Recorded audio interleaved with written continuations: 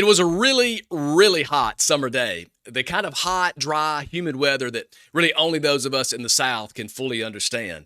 It was the kind of heat that you just sweat looking outside. The kind of heat where, I guess you get it. It was hot, okay?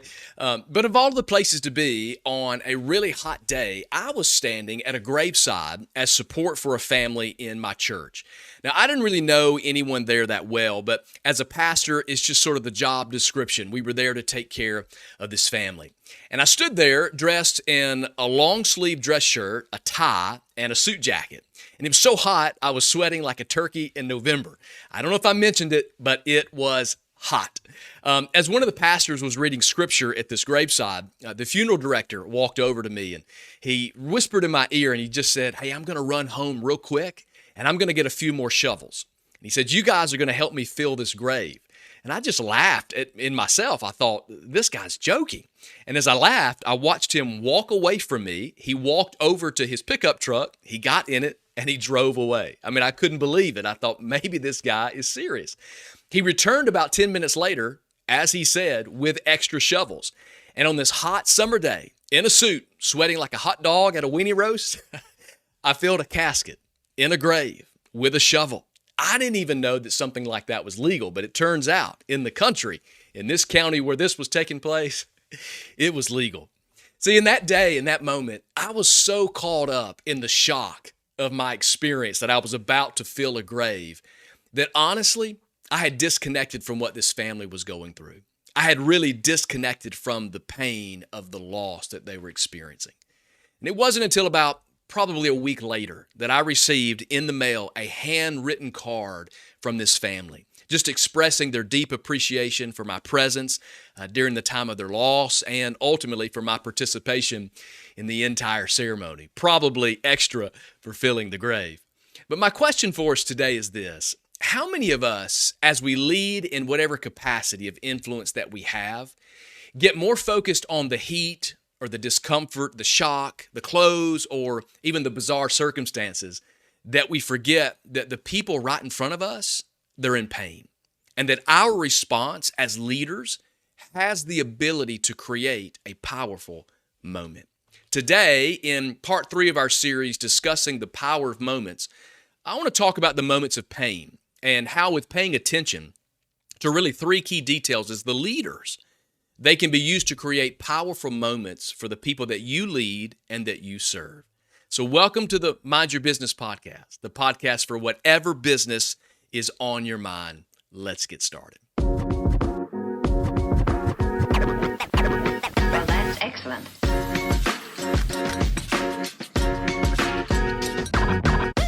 Well, thank you for joining me for another episode of the Mind Your Business podcast. If this brings value to your life, will you do me a favor? Please like, share, subscribe, and share this with others. Leave a review.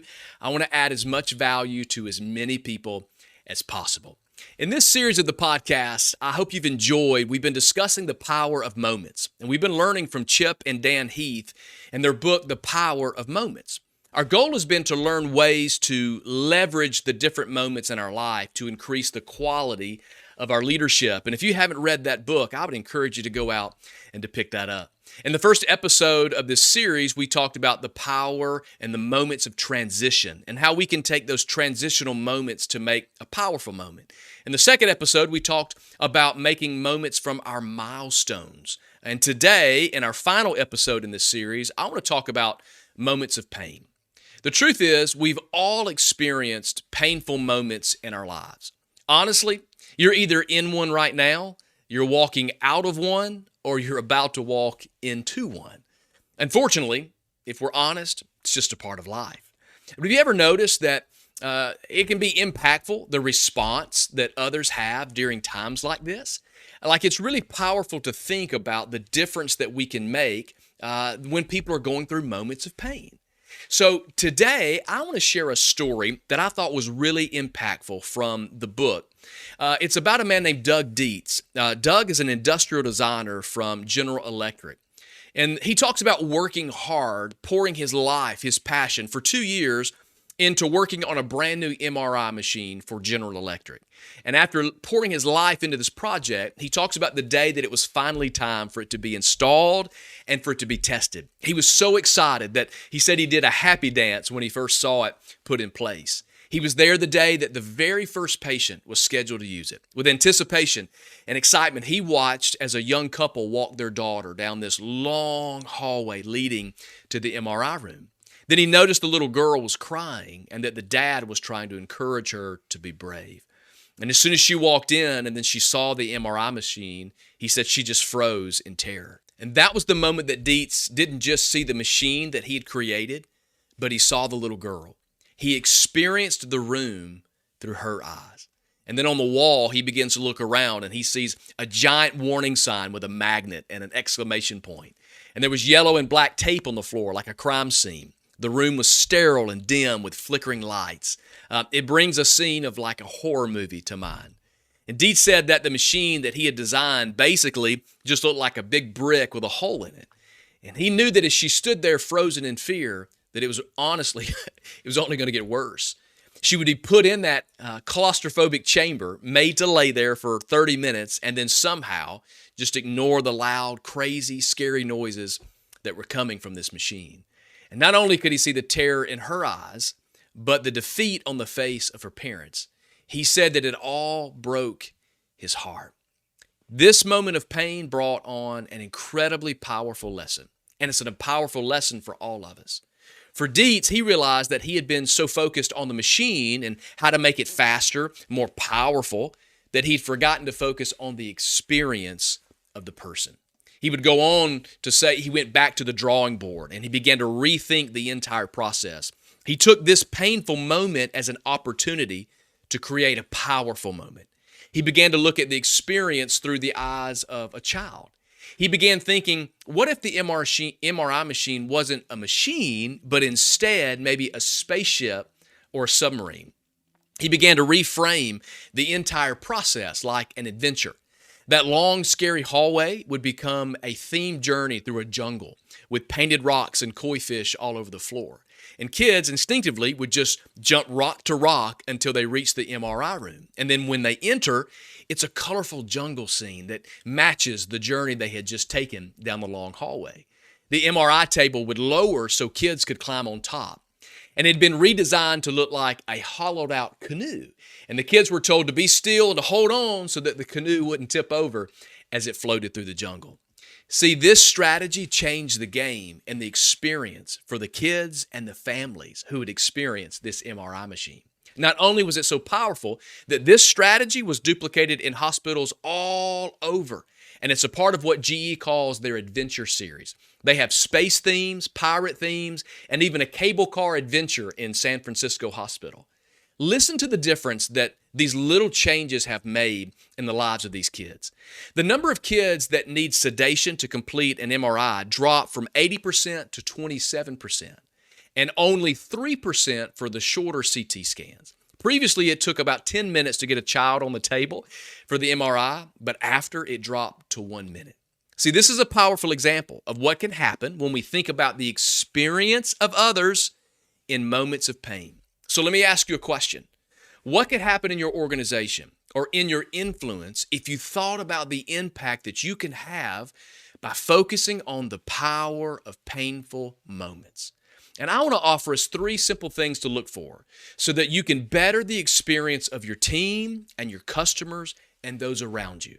By taking just a moment to recognize these moments of pain and to care about the person, to not only recognize the product or the profit or all of the processes that are involved, but look to the people. So number 1, I want you to see the person.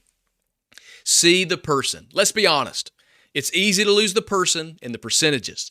You're worried about customer satisfaction scores, you have churn rates, staffing, and payroll. But don't forget that in the middle of all of that is a person. Every contract written, every product sold, every email that is sent, every ad that is placed has an individual person that is attached to it.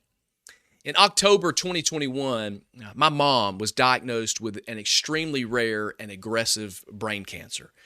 She passed shortly in May of 2022.